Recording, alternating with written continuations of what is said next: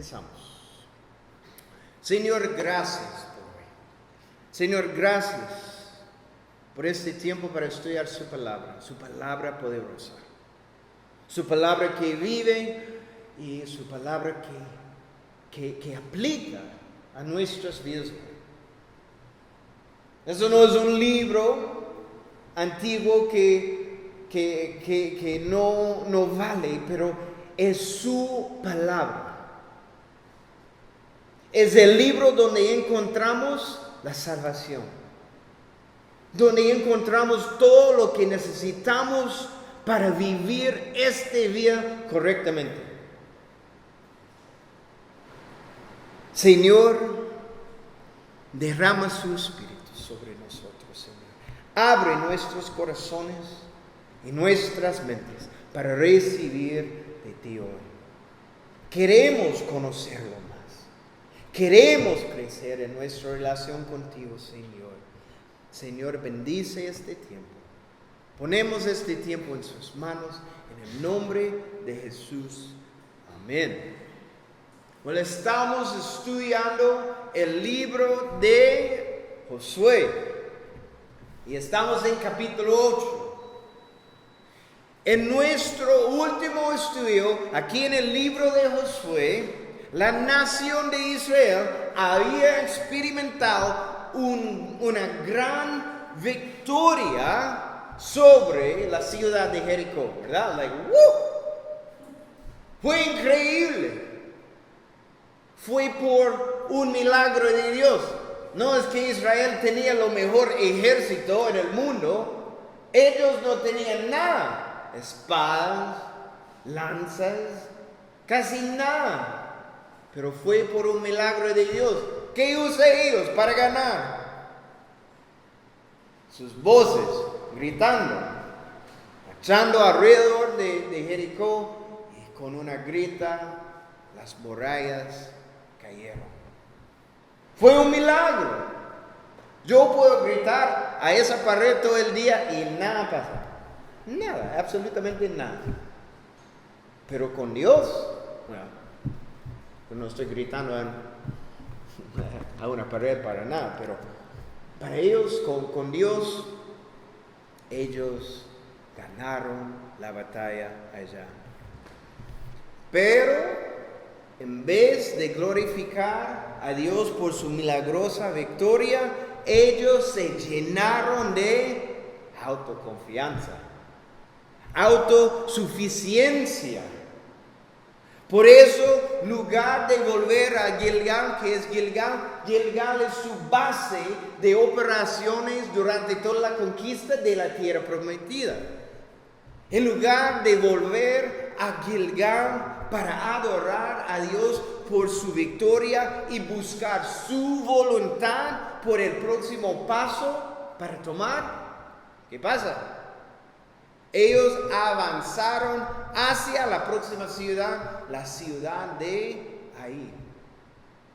Ai era pequeña comparada con Jericó. Por eso Abraham pensado que sería una conquista fácil. Pero hay un problema que los acecha. Hay pecado en el campamento. Israel falló a obedecer a Dios completamente en la batalla de Jericó, y por eso ellos perdieron la batalla en contra de Ai. ¿Y qué pasa? 36 hombres murieron.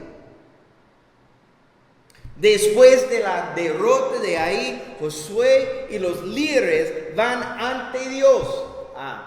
Ahora, después de la derrota, van ante Dios. Lo que deberían haber hecho inmediatamente después de Jericó. Y es ahí que Dios les reveló el pecado que había en el pueblo de Israel.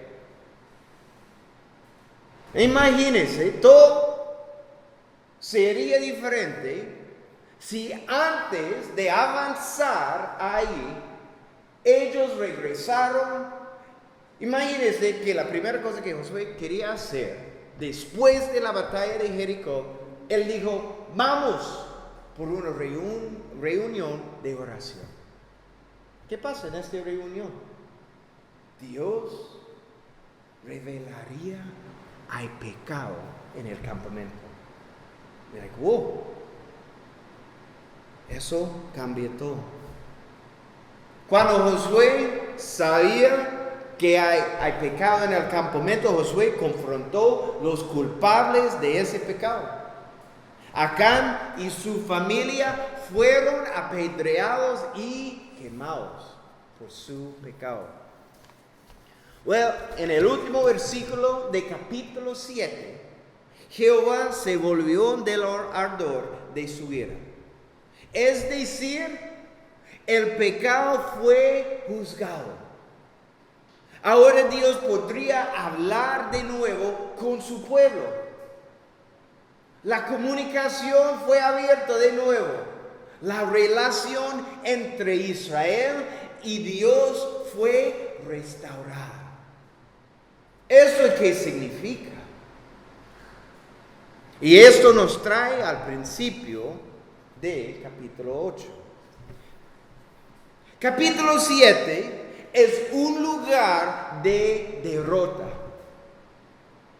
Pero veremos aquí en capítulo 8 que Dios va a convertir el lugar de derrota en un lugar de victoria. Es la misma batalla, pero esta vez termina completamente diferente. Vamos a empezar en capítulo 8 de Josué, versículo 1. Jehová dijo a Josué, no temas ni desmayes. Toma contigo toda la gente de guerra y levántate y sube ahí. Mira, yo he entregado en tu mano al rey de ahí, a su pueblo, a su ciudad y a su tierra. Y harás ahí y a su rey como hiciste a Jericó y a su rey. Solo que sus despojos y sus bestias tomaréis para vosotros. Pondrás pues emboscadas a la ciudad detrás de ella. Vemos claramente, ¿verdad?, que Dios está hablando con su pueblo y específicamente Él está hablando con Josué. Pero ¿qué le dice a Josué? ¿Viste? Dos cosas. Dijo, no temas ni desmayes. No decimos estas cosas a menos que la persona tiene temor y está desmayado, ¿verdad? No hay punto en decir. Obviamente, Josué es un poco preocupado y creo que el pueblo de Israel también. ¿Por qué? Porque han experimentado una gran derrota en contra de la pequeña ciudad de ahí. Ellos están en la tierra prometida. Ellos cruzaron el río Jordán. ¿Y qué pasa con el agua cuando cruzaron?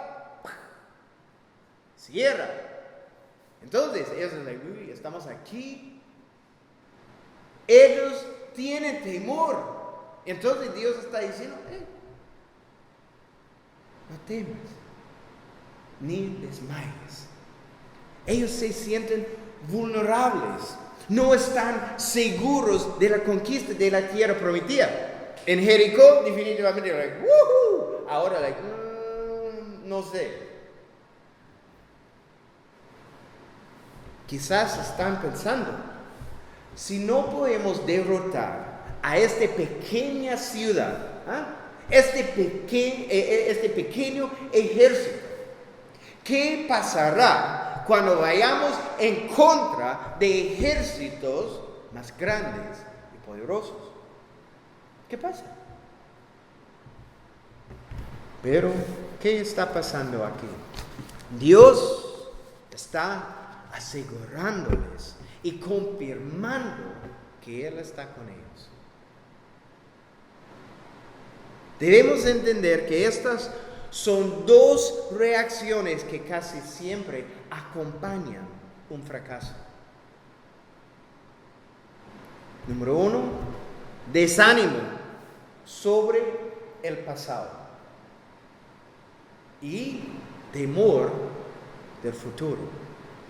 Son dos cosas. Miramos atrás y recordamos los fracasos que hemos cometido y miramos al futuro pensando que no hay nada que podemos hacer porque hemos fallado terriblemente en el pasado. Es increíble cuántas veces estamos pensando en el pasado, cosas que son perdonados, pero continuamos pensando, wow. Y cuando pensamos en el pasado, pensamos que no tenemos un futuro. Nos quedamos inmóviles, ¿verdad? En un lugar de derrota espiritual. Pensamos, ¿cómo es posible que Dios puede usar a alguien como yo? ¿Alguien ha dicho eso? Yo sí. ¿Cómo es posible? Yo sé quién es Jaime más que ustedes. Y Dios más que yo. Entonces a veces estoy pensando, ¿cómo es posible? Yo sé quién es Jaime. Yo sé mis fracasos. Yo fallo. Yo no soy perfecto. ¿Cómo es posible Dios puede usarme para algo bueno? Para su reino, para su gloria. ¿Cómo es posible?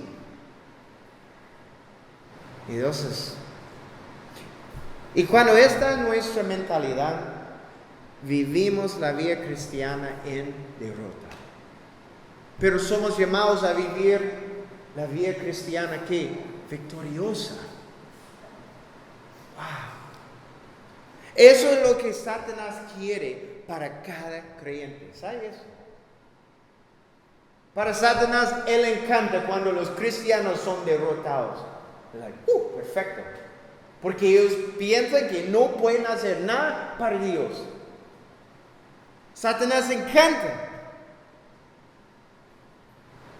Por los fracasos de su pasado, usted piensa que no puede ser usado por Dios. Y yo quiero explicar algo a ustedes. Tenemos dos cosas. Una cosa es condenación. Otra cosa es convicción.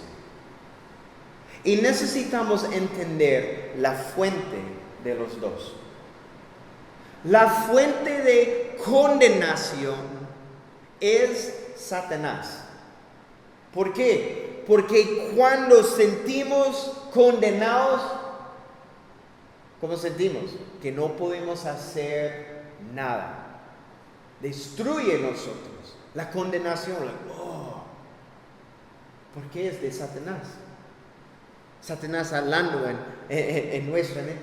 Usted es un pecador. Sí, yo sé. Usted no puede hacer nada por Dios. Recuerda la cosa que usted estaba haciendo antes.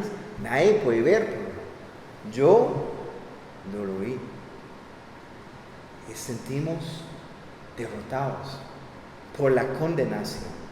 Convicción es del Espíritu Santo. Convicción, cuando estamos leyendo algo o escuchando la palabra de Dios y tenemos convicción por el Espíritu Santo, ¿qué pasa con convicción? Queremos cambiar. No somos derrotados, queremos cambiar. Dios, perdóname para esta cosa. Quiero cambiar estas cosas en mi vida. Esto es del Espíritu Santo, la convicción. Cuando entendemos qué está pasando, es más fácil para manejar la situación. Cuando sentimos la condenación, podemos orar inmediatamente. Jesús, ayúdame. Yo sé, esto no es de ti. Pero con la convicción y el Espíritu Santo está hablando en nuestras vidas, necesitamos cambiar las cosas que Dios está poniendo en nuestro corazón. No simplemente podemos decir, oh, eso duele y ignorar. Necesitamos hacer, cambiar. Aquí eso vemos la gracia de Dios sobre la nación de Israel. Cuando venimos ante Dios con corazones quebrados sobre nuestros pecados y el verdadero arrepentimiento, así como lo vemos en esta historia, Dios en su gracia nos perdona de nuestros pecados completamente. ¿Escuchaste la última parte? Porque eso es importante. Dios nos perdona completamente. Dios no dice, yo puedo perdonar ese pecado, eso también, pero eso no, completamente. Cuando venimos, cuando somos quebrados sobre nuestros pecados. ¿Qué significa quebrado? No llegamos ante Dios y le perdóname. Yo pequé de nuevo, Señor, perdóname. ¿Está quebrado? No, pero cuando entendemos nuestros pecados, clavó a Cristo en la cruz. Es diferente.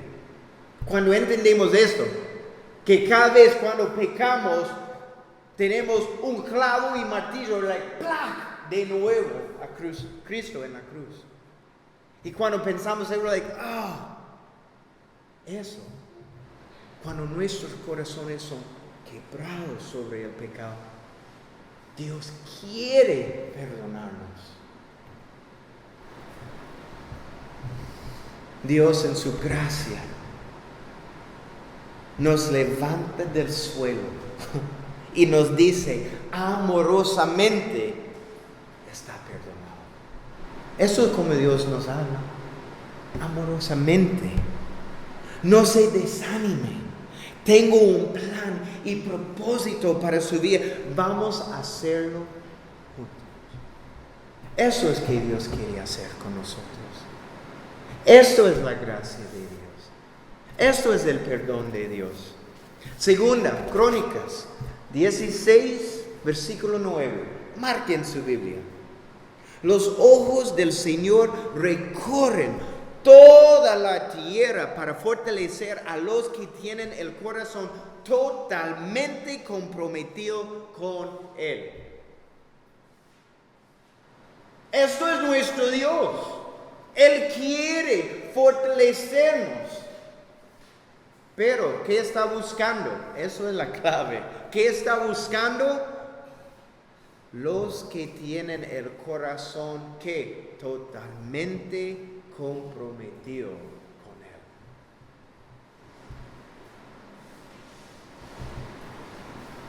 En estos versículos, en versículo 1 aquí, Dios está reafirmando a Josué, estoy contigo. También Dios dijo en versículo 1, mira, yo he entregado en tu mano al rey de ahí, a su pueblo, a su ciudad y a su tierra. Es decir, que he entregado todo en su mano. ¿Verdad? Podemos ver una conversación entre Dios y Josué. Josué dice, yo he entregado en tu mano el rey de ahí. Ok, pero la tierra también. Ajá. Y la ciudad también. Y el pueblo también. Todo. ¿Viste las instrucciones de Dios? Aquí. Toma contigo toda la gente de guerra. ¿Recuerdan el consejo de los espías en capítulo 7? En capítulo 7, versículo 3 dice, cuando regresaron, no suba todo el pueblo, sino suben como 2,000 o 3,000 hombres y tomarán ahí. No fatigues a todo el pueblo yendo ahí, porque son pocos. Pero ¿qué dice Dios? Lo opuesto de los espías. Él dijo, toma contigo toda la gente de guerra. La autoconfianza es peligrosa. Autoconfianza es peligrosa. ¿Qué dice Proverbios 16, versículo 18? Antes del quebrantamiento es la soberbia, y antes de la caída la altivez de espíritu. Oh, yo puedo hacerlo. Y yo caigo. Yo puedo. ¿Qué pasa? Estoy en el suelo. Mi orgullo, mi autoconfianza. Somos más fuertes cuando dependemos más en Dios. Lo más dependientes somos, lo más fuertes somos. Es increíble. Es lo opuesto del mundo. Todo el mundo está diciendo que la persona independiente es súper fuerte. Nada. Es lo opuesto. Nuestra fuerza es en Dios. La autoconfianza es peligrosa, pero veremos hoy que no es la nación de Israel que actúa con autoconfianza, pero es el ejército de ahí que tiene autoconfianza. Tienen autoconfianza por la primera victoria que tuvieron en contra de Israel. Y lo que veremos es Dios usará esa autoconfianza para destruir la ciudad de ahí. Imagínense. Versículo 2, vamos a leer de nuevo. Y harás ahí a su rey como hiciste a Jericó y a su rey, solo que sus despojos a sus bestias tomaréis para vosotros. Pondrás pues emboscadas a la ciudad detrás de ella. Entonces,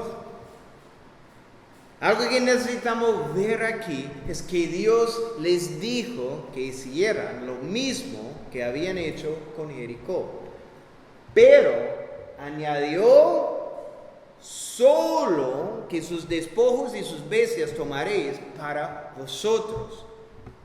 ¿Cuál fue el pecado de Israel en capítulo 7? ¿Recuerdan? Dice, Acán tomó un manto y 200 ciclos de plata y un lingote de oro para sí. Si Acán solo hubiera esperado en Dios, él podría haber tenido lo que su corazón deseaba con la bendición de Dios. Wow.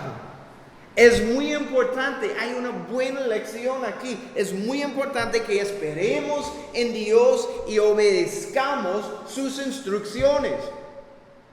Sus instrucciones para Jericó eran muy claras. No toca nada y quema toda en la ciudad. Nunca ganamos cuando corremos adelante de Dios. Nunca. El sendero de fe y de obediencia es siempre el mejor. Siempre. Vamos a ver el nuevo plan de la batalla. Entonces se levantaron Josué y toda la gente de guerra para subir contra él. Y escogió Josué 30,000 hombres fuertes, los cuales envió de noche, y les mandó diciendo, atended, pondréis emboscada a la ciudad detrás de ella, no os alejaréis mucho de la ciudad, y estaréis todos dispuestos. Y yo y todo el pueblo que está conmigo, nos acercaremos a la ciudad. Y cuando salgan ellos contra nosotros, como hicieron antes, huiremos delante de ellos. Y ellos saldrán tras nosotros hasta que os alejemos de la ciudad, porque dirán, huyen de nosotros como la primera vez, huiremos pues delante de ellos. Entonces vosotros os levantaréis de la emboscada y tomaréis la ciudad, pues Jehová vuestro Dios la entregará en vuestras manos. Y cuando la hayáis tomado, la prenderéis fuego. Haréis conforme a la palabra de Jehová, mirad que os lo he mandado. Entonces Josué los envió, y ellos se fueron a la emboscada, y se pusieron entre Betel y Ai, al occidente de Ai, y Josué se quedó aquella noche en medio del pueblo. Levantándose Josué muy de mañana, pasó revista al pueblo, y subió él con los ancianos de Israel delante del pueblo contra Ai. Y toda la gente de guerra que con él estaba subió y se acercó, y llegaron delante de la ciudad y acamparon al norte de Ai, y el valle estaba entre él y Ai. Y tomó como 5,000 hombres y los puso en emboscada entre Betel y Ai, al occidente de la ciudad. Así dispusieron al pueblo todo el campamento al norte de la ciudad y su emboscada al occidente de la ciudad. Y Josué avanzó aquella noche hasta la mitad del valle. Eso es un nuevo plan. Este plan es diferente del plan contra Jericó, ¿verdad? Es completamente diferente. No caminarán alrededor las murallas de Ai o gritarán. Nunca leamos eso. Jericó fue ganado sin que ellos batallaran físicamente. Fue un milagro de Dios. Pero aquí que vemos que Dios les da un plan de ataque. Aquí necesitamos aprender que necesitamos buscar la voluntad de Dios en cada cosa que hagamos. En cada cosa. Siempre. Paso a paso dependemos de Él y en su instrucción.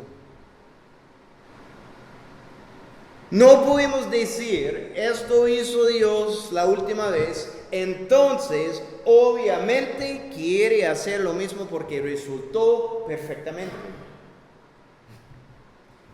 Imagínense aquí, si ellos hubieran empezado a marchar alrededor las murallas de ahí con el arca del pacto y gritaron. ¿Qué pasa? Nada. Hubiera terminado terriblemente porque eso no era el plan de Dios para esta batalla. Siempre en cada cosa que hagamos debemos pasar tiempo en su presencia para buscar su voluntad y sus instrucciones. Porque es diferente. No simplemente podemos decir, no, la última vez eso funcionó perfectamente, entonces hagamos lo mismo esta vez.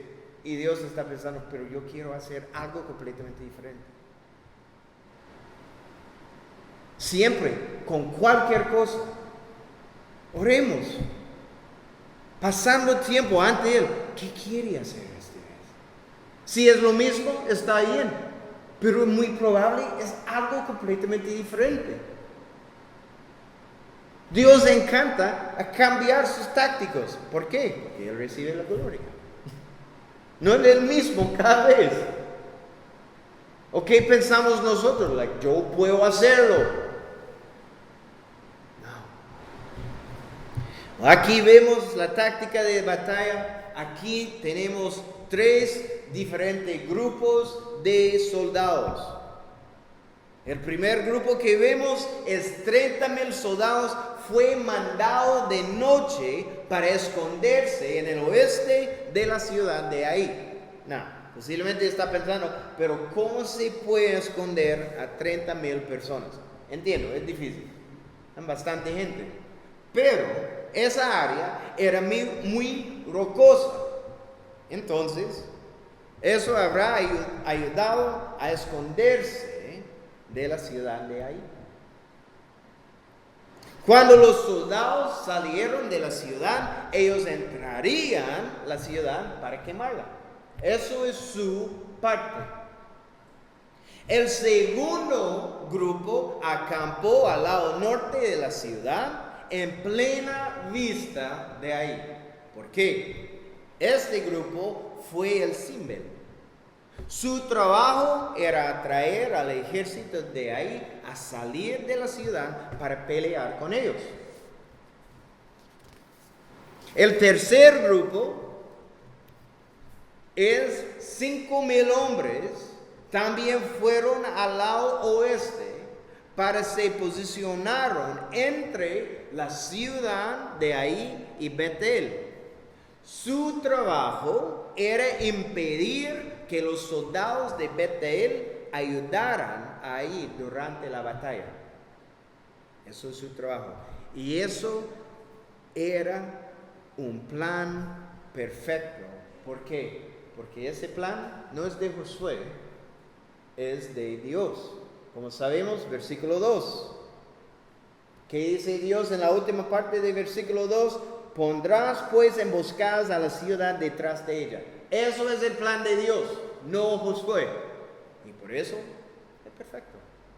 Es perfecto. Pero quiero que notamos donde Josué pasó la noche antes de la batalla. Versículo 9. Dice, Josué se quedó aquella noche en medio del pueblo. No con el ejército, en medio del pueblo. Él está con el pueblo. Esto debe haber sido un gran consuelo a Israel a ver su líder con ellos. Israel, él estaba cerca de Israel, de la nación, morando con ellos. ¿Y qué sabemos acerca de la persona Josué? Josué es una imagen de Jesús. De Jesús. Es un buen recordatorio para nosotros que Jesús siempre está cerca de nosotros. Él mora en nosotros. Necesitamos entender que antes de la batalla, antes de la tentación, antes de la prueba o circunstancias que son difíciles, Dios está con nosotros. Jesús es con nosotros. En la batalla, en la tentación, cuando vemos eso, en circunstancias difíciles o una prueba, Cristo es con nosotros. Y después de la batalla, también está con nosotros. Nuestro Dios está con nosotros. El hecho que Él es con nosotros debería ser un gran consuelo. Todos los días deberíamos estar en paz. Porque sabemos, Cristo es conmigo. Todo el tiempo, Cristo es conmigo.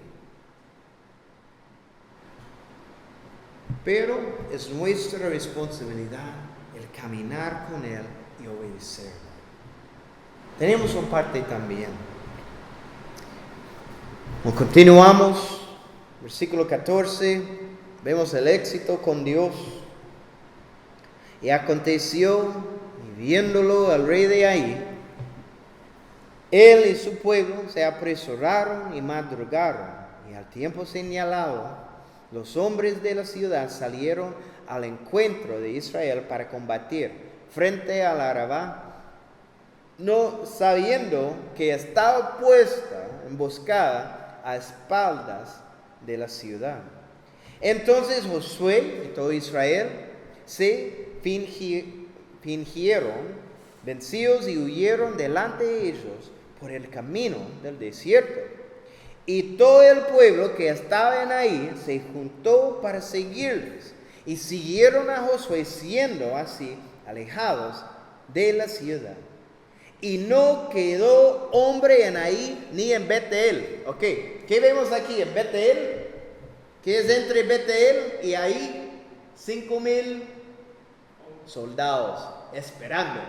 Qué bueno, fue una buena idea, ¿verdad? 5,000 hombres entre las dos ciudades. Ellos no saben, pero Josué sabe y Dios sabe. ¿Ok? Continuamos. Que no saliera tras de Israel, y por seguir a Israel dejaron la ciudad abierta. ¿Qué? ¿Viste la última parte del versículo 17? ¿Cómo está la ciudad? Con las puertas abiertas y nadie en la ciudad. Es una buena idea, ¿verdad? ¡Qué increíble! ¿Qué es eso? La autoconfianza. Vemos que ellos están corriendo, vamos todos. Imagínense, dejando su puerta abierta, corriendo con todas sus cosas, pensando, ya, todo está bien. Autoconfianza. ¿Es peligrosa? Definitivamente. Continuamos. Entonces Jehová dijo a Josué: extiende la lanza que tienes en tu mano hacia ahí, porque yo la entregaré en tu mano. Y Josué extendió hacia la ciudad la lanza que en su mano tenía. Y levantándose prontamente de su lugar, los que estaban en la emboscada corrieron. Luego él alzó su mano y vinieron a la ciudad y la tomaron. Y se apresuraron y prenderle fuego. Y los hombres de ahí volvieron el rostro, y al mirar, he aquí que el humo de la ciudad subía al cielo. Imagínense ese momento para ellos. Hay un montón de humo en el cielo. ¿Es eso mi casa? Creo que eso es nuestra casa. Es horrible, horrible. Y no pudieron huir ni a una parte ni a otra, porque el pueblo que iba huyendo hacia el desierto se volvió contra los que les seguían. Josué y todo Israel, viendo que los de la emboscada habían tomado la ciudad y que el humo de la ciudad subía, se volvieron y atacaron a los de ahí. Y los otros salieron de la ciudad en su encuentro, y así fueron encerrados en medio de Israel, los unos por un lado y los otros por el otro, y los hirieron hasta que no quedó ninguno de ellos que escapase. Pero tomaron vivo al rey de ahí y lo trajeron a Josué. Es una buena lección simplemente en autoconfianza, ¿verdad? Eso es otro estudio que podemos hacer aquí, pero es increíble. Es increíble.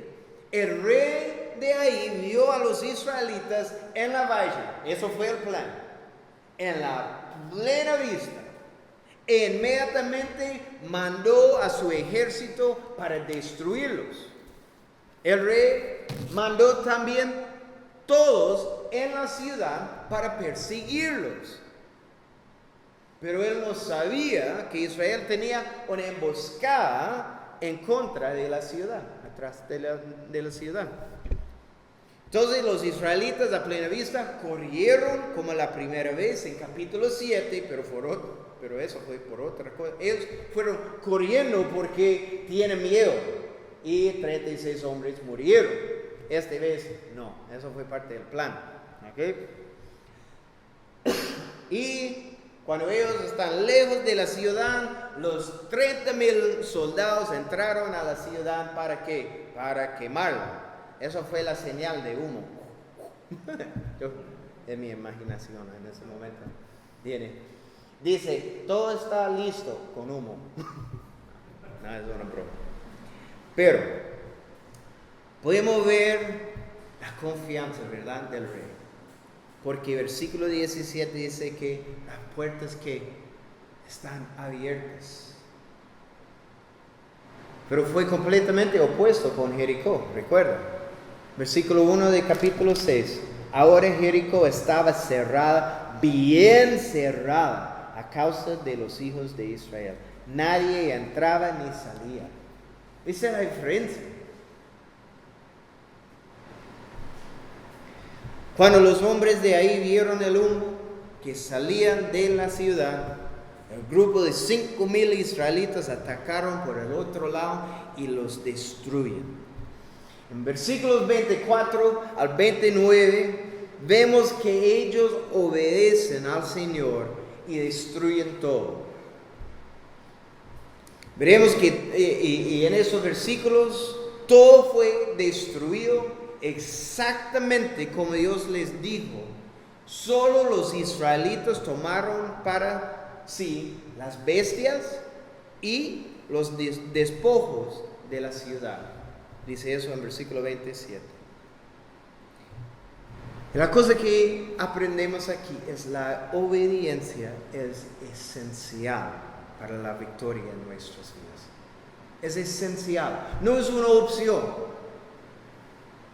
Cuando sabemos exactamente que Dios quiere de nuestras vidas, obediencia no es una opción, es esencial.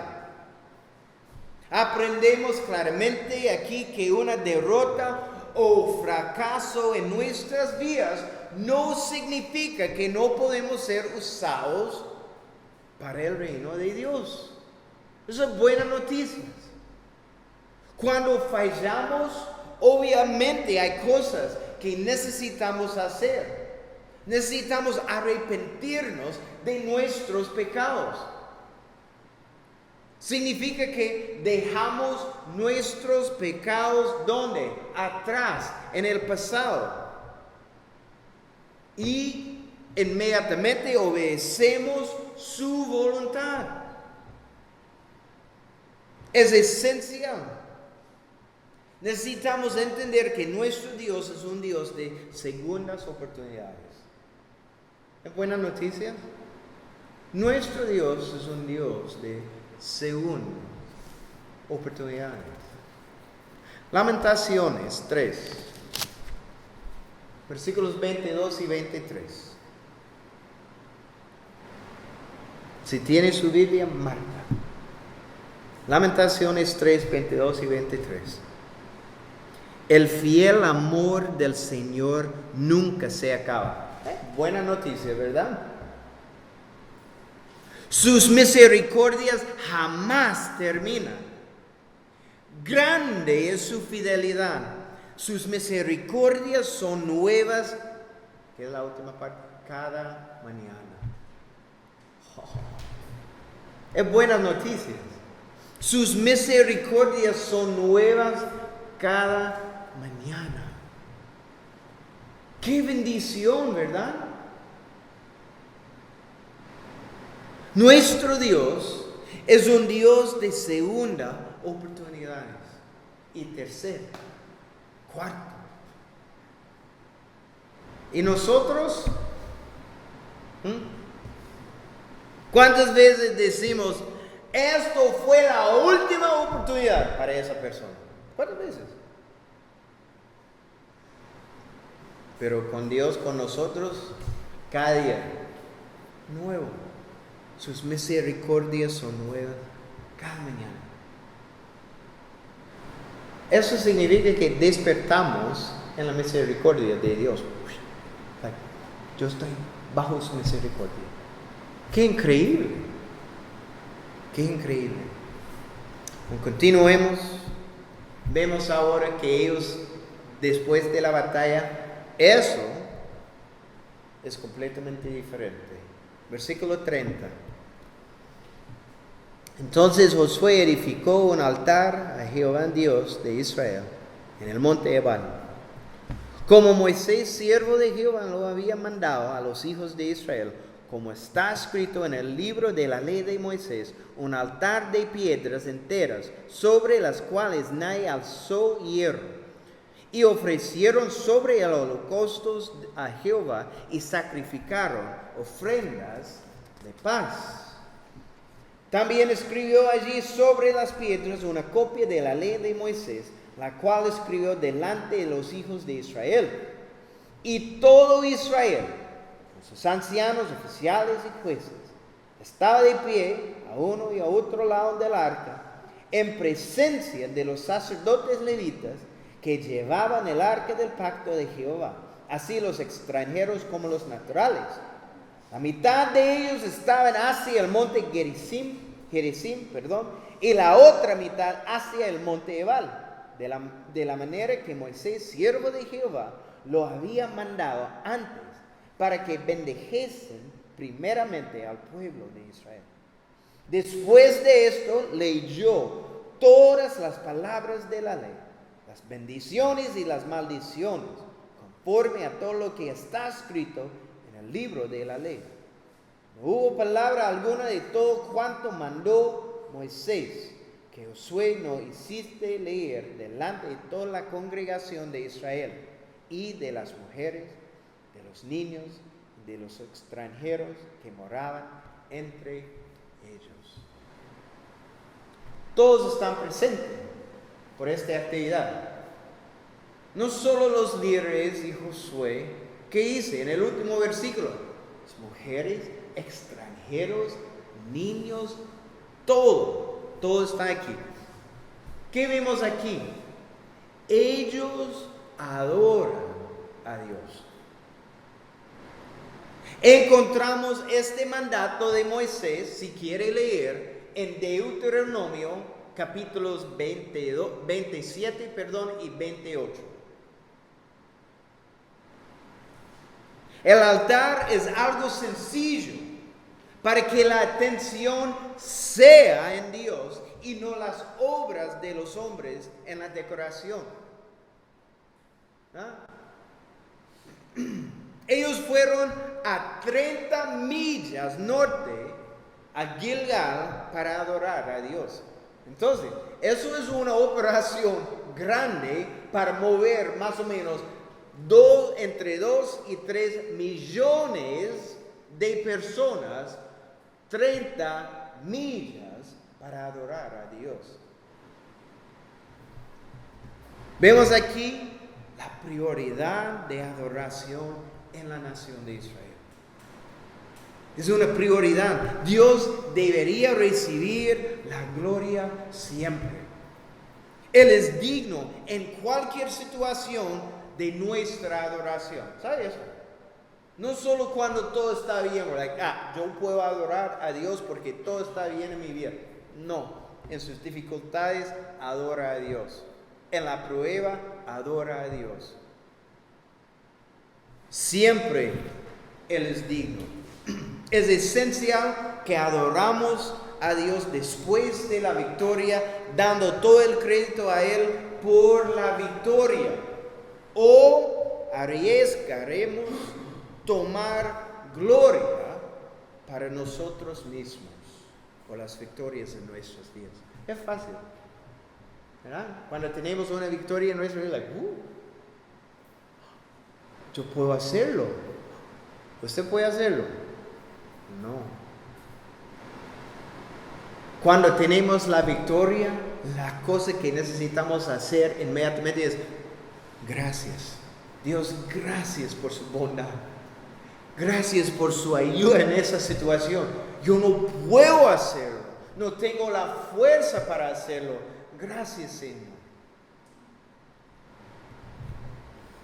Es solo por Dios que tenemos la victoria. Y solo en su poder. No tenemos poder. Él tiene poder. Vemos que ellos dieron 2 diferentes ofrendas aquí. Primero, ¿qué? El holocausto. Esta ofrenda simboliza el compromiso total a Dios. Porque esta ofrenda fue quemada por completa. Todo. Hay otras ofrendas en la nación de Israel que parte de la carne fue para los levitas, los sacerdotes y un parte para la familia. Pero con esta ofrenda, todo fue quemado. Todo. Para simbolizar el compromiso total a Dios. La segunda ofrenda fue la ofrenda de paz o otro nombre para esta ofrenda de comunión. Esta ofrenda era una expresión de gratitud a Dios por su bondad. En estos sacrificios, la nación de Israel demostró su compromiso completo a Dios y el deseo de sus corazones de tener compañerismo con Él. Eso es que demuestra los sacrificios. Vemos que una mitad de ellos estaba enfrente del monte Gerizim y la otra mitad frente al monte de Ebal. Entre ellos se encontraba el arca del pacto, los levitas, los sacerdotes y Josué, y que vemos primero escribiendo la ley. Y algunos piensan que solo fue los 10 mandamientos, otros piensan es de capítulo 5 de Deuteronomio hasta 26, creo. Él escribió todo eso. No sabemos cuánto, pero él estaba escribiendo, sabemos eso. Y después de esto dice que él leyó la ley. La ley de Dios. Todos en la nación de Israel escucharon la ley de Dios. Josué leyó, ¿qué dice? La bendición y la maldición, conforme a todo lo que está escrito en el libro de la ley. Si ellos obedecían la ley de Dios, experimentarían ¿qué? Bendición y gozo de vivir vidas rendidas a Dios. También ellos escucharon que las maldiciones por desobedecer la ley de Dios hay consecuencias. Vemos aquí que Dios llama a su pueblo a una vida de sacrificio, rendimiento y obediencia. Y tengo noticias. Es lo mismo para cada creyente hoy en día. No hay ninguna diferencia. Es lo mismo para nosotros. Si usted está aquí y es un cristiano, es exactamente lo mismo para usted hoy en día. Como sabemos, Romanos 12, versículos 1 y 2. Romanos 12, versículos 1 y 2. Por tanto, hermanos, les ruego por las misericordias de Dios que presentan sus cuerpos como sacrificio vivo y santo, aceptable, agradable a Dios, que es el servicio racional de ustedes. Eso es increíble. Si estamos pensando, oye, yo estoy dando mi vida como un sacrificio vivo, eso es un extremo. Pero ¿qué dice el versículo? Eso es simplemente su servicio racional. Es decir, eso es lo básico. Dando su vida completamente a Cristo es simplemente haciendo lo básico. Pero ¿qué pensamos nosotros? Sacrificio. No, ¿cómo es posible un sacrificio? No, porque eso es exactamente lo que la palabra de Dios dice. Entonces, no puede decir si yo estoy viviendo una vida sacrificial, eso no es un extremo, eso es lo básico. Qué bueno. Continuamos. Y no se adapten o no se conformen a este mundo, sino transfórmense mediante la renovación de su mente para que verifiquen cuál es la voluntad de Dios, lo que es bueno y aceptable o agradable y perfecto. Estos versículos deberían describir nuestras vidas. Entonces, esos versículos describen su vida hoy. No dice nada, pero simplemente piensa. Esos versículos, cuando está leyendo Romanos 12, versículos 1 y 2, dice, sí, eso describe mi vida, o está diciendo, tengo trabajo para hacer. Pero estos deberían describir nuestras vidas. Pero ¿saben eso?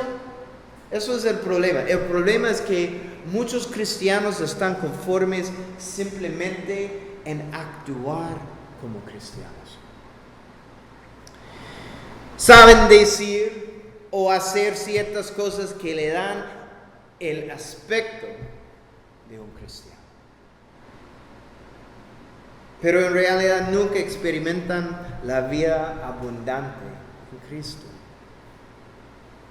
Nunca viven vidas santas que glorifican a Dios. Muchas veces la razón de esto, ¿sabes? es que tiene miedo del precio de verdaderamente seguir a Cristo. Hay un precio. Cuesta. Mateo 10, versículo 39. El que haya su vida, la perderá. ¿No? Y el que pierde su vida por causa de mí, la hallará. Mateo 16, versículo 24. Entonces Jesús dijo a sus discípulos: si alguno quiere venir en pos de mí, niéguese a sí mismo y tome su cruz y sígame. Encantamos la primera parte, ¿verdad? Niéguese, ¿verdad? Encantamos a negar las cosas de nuestras vidas. No, normalmente queremos hacer las cosas que queremos hacer.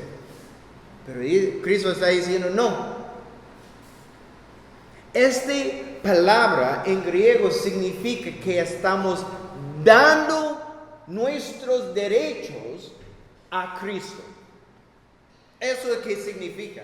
A negar su vida significa, esos son mis derechos, pero estoy pasando mis derechos a Cristo para seguirlo. Entonces imagínense cuando Cristo dijo estas palabras a la multitud y ellos escucharon. Niéguese. No, gracias. ¿Por qué? Porque es difícil. Porque somos egoístas. Me encantan mis cosas. Tengo mis derechos. Escuchamos eso siempre en el mundo. Yo tengo derechos. Yo vivo por Cristo. Mi vida pertenece a Él. Él tiene mis derechos. Él puede hacer cualquier cosa que quiere hacer con mi vida. Porque esto no es mi vida. Es de Él. Por este miedo, las cosas que aprenden en la palabra de Dios no las ponen en práctica. La realidad es que cada creyente está llamado a vivir vidas santas. No solo los sacerdotes o pastores, ancianos, la gente que están ayudando. No, si usted es un creyente, usted está llamado a vivir una vida santa. El requisito para mí es exactamente lo mismo para usted. ¿Sabe qué sucede cuando le permitimos a Dios transformar nuestras vidas completamente? Cuando le damos el control de nuestras vidas. Eso es lo que pasa. Odiamos las cosas que Dios odia y amamos las cosas que Dios ama. Eso es lo que pasa. Cuando pensamos en pecados, odiamos esas cosas. No queremos hacer estas cosas. ¿Por qué? Porque sabemos, estas son las cosas que mi Dios odia. Entonces yo también. Pero estas son las cosas que mi Dios ama. Entonces esas son las cosas que me ama también. Eso es que pasa. Cuando somos dispuestos a entregar nuestras vidas completamente a Él. Odiamos las cosas que Dios odia.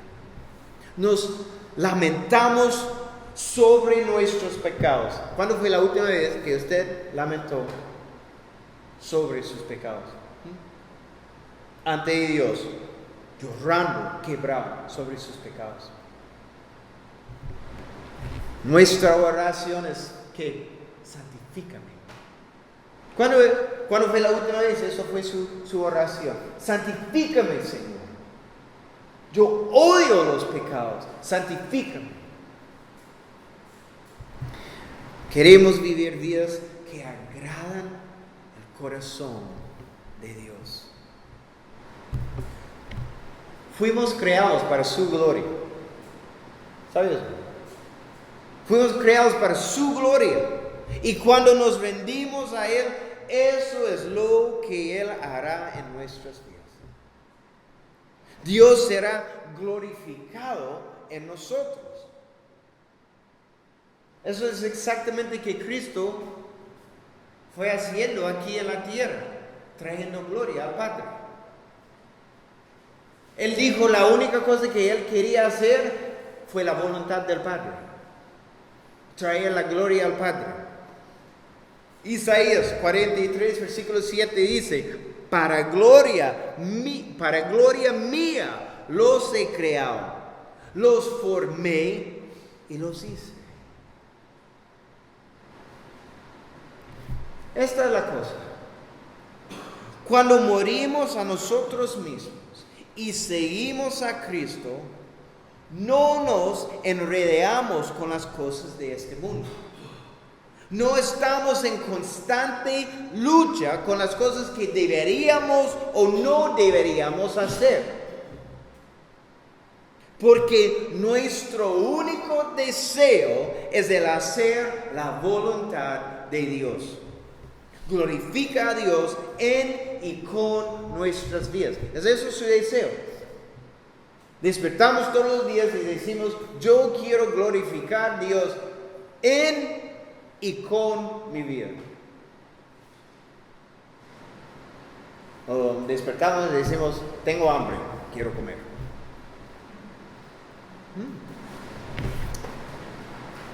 Esto fue lo que la nación de Israel le dijo a Dios por medio de la ofrenda del holocausto y la ofrenda de comunión ese día. Mi vida pertenece a ti, completamente. Entonces, describe esto su vida.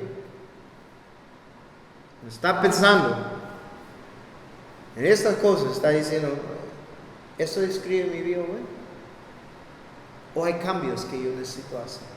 Necesito tomar. O simplemente estás satisfecho con jugar la vida cristiana. Ríndase completamente a Cristo hoy. Si el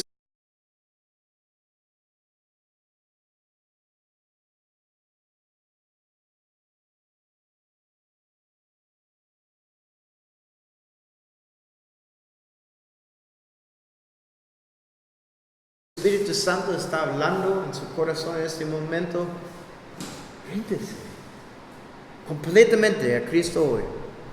Él dio su vida en la cruz por usted, completamente, ¿verdad? Nunca leamos en la historia de Cristo que Él fue azotado y dice, ya, para, no más. No, en mi Biblia no. Él hizo todo, hasta el final. Él entregó su vida para nosotros. Tenemos vida porque Él murió. Entrega su vida a Él. Pare ya de juegos y viva para Él. Amén. Señor, gracias por su palabra. Gracias por el Espíritu Santo en nuestras vidas. Por medio de su palabra y el Espíritu Santo, yo sé que está hablando a nosotros hoy. Señor, sabemos siempre hay cosas que podemos cambiar. Pero muchas veces luchamos con estas cosas. ¿Por qué? Porque queremos continuar en estas cosas. Pero sabemos, esto no es una vida santa. Sabemos que estas cosas no guían a la santidad. Señor, nos ayuda. Señor, nos ayuda a entregar nuestras vidas completamente a ti. Que las cosas que necesitamos quitar de nuestras vidas, que somos dispuestos a decir a ti hoy, quita estas cosas, Señor, por favor.